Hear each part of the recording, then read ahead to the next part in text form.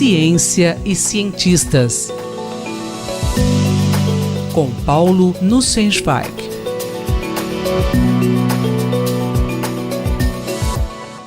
Professor, todo conhecimento acadêmico possui uma utilidade? Caro Júlio, caras e caros ouvintes, uma notícia na revista Science, em 3 de maio, causa dor de cotovelo nos nossos cientistas. Autoridades federais e estaduais alemãs informaram que os orçamentos para pesquisa no país crescerão a uma taxa de 3% ao ano nos próximos 10 anos. Isso vai representar um aporte adicional de 17 bilhões de euros no período. A Alemanha não vive uma crise econômica como a nossa, mas essa taxa anual de crescimento vem desde 2006, incluindo o período de crise econômica mundial em 2007 e 2008. Enquanto isso, por aqui, debate-se a utilidade do que é ensinado nas nossas universidades públicas, renega-se o valor da filosofia e da sociologia, e os orçamentos já depauperados das universidades federais sofrem cortes superiores a 30%. Na coluna de hoje, eu gostaria de relembrar algumas lições bem aprendidas em países que valorizam a ciência e o conhecimento em geral. Vamos falar de Abraham Flexner. Em 1939, Abraham Flexner publicou um texto na Harper's Magazine intitulado A Utilidade do Conhecimento Inútil.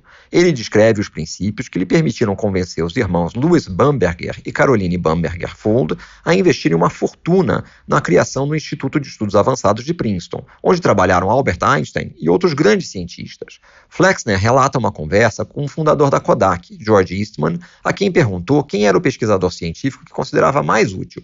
Numa época em que as comunicações sem fio estavam em franca expansão, Eastman respondeu: Marconi. Flexner rebateu: a participação de Marconi na invenção do rádio foi mínima. Com o conhecimento existente, alguém forçosamente teria inventado o rádio.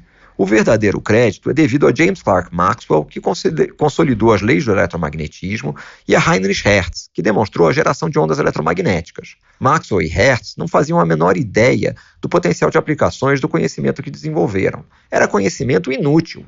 Já no século XIX, as aplicações da eletricidade promoveram revoluções na vida cotidiana.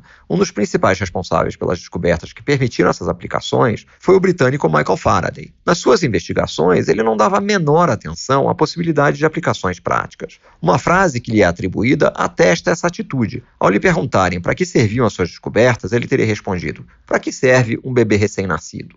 Outra frase atribuída a Faraday não é verídica, mas é uma boa anedota. O primeiro-ministro da época teria perguntado para que serviria uma das suas invenções, e a resposta seria: algum dia ela lhe permitirá cobrar impostos. A discussão sobre a utilidade da pesquisa acadêmica é muito antiga? Fiz uma busca na internet por valor de estudos inúteis em inglês.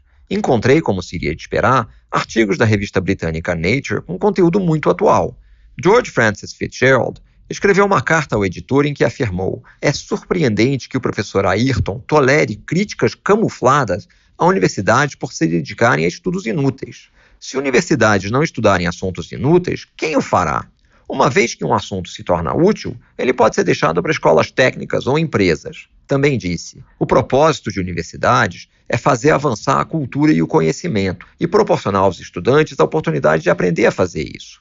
Essa carta foi publicada em 25 de fevereiro de 1892, em resposta ao discurso de posse de William Edward Ayrton na presidência do Instituto de Engenheiros Elétricos, publicado na Nature em 4 de fevereiro de 1892. Tanto Ayrton quanto Fitzgerald eram membros da Royal Society, a Academia de Ciências da Grã-Bretanha. A discussão, como se vê, continua tristemente atual. O financiamento à pesquisa básica, feito primordialmente por órgãos governamentais no mundo inteiro, ainda segue princípios enunciados por Vannevar Bush em documento produzido a pedido do então presidente Franklin Roosevelt e publicado em julho de 1945. Ciência, a Fronteira Sem Fim é um documento de 6 capítulos, abordando os tópicos: a guerra contra as doenças, a ciência e o bem-estar social, a renovação do talento científico, o problema da reconversão científica, após o esforço concentrado durante a guerra, os métodos para atingir os objetivos. No capítulo sobre a renovação do talento científico, há um alerta claro: seria uma loucura criar um programa para expandir a pesquisa em ciências naturais e medicina ao custo de prejudicar as ciências sociais, humanidades e outros estudos tão essenciais ao bem-estar da nação. Paulo Nussensweig falou comigo, Júlio Bernardes, para a Rádio USP. Ciência e cientistas. Com Paulo Nussensweig.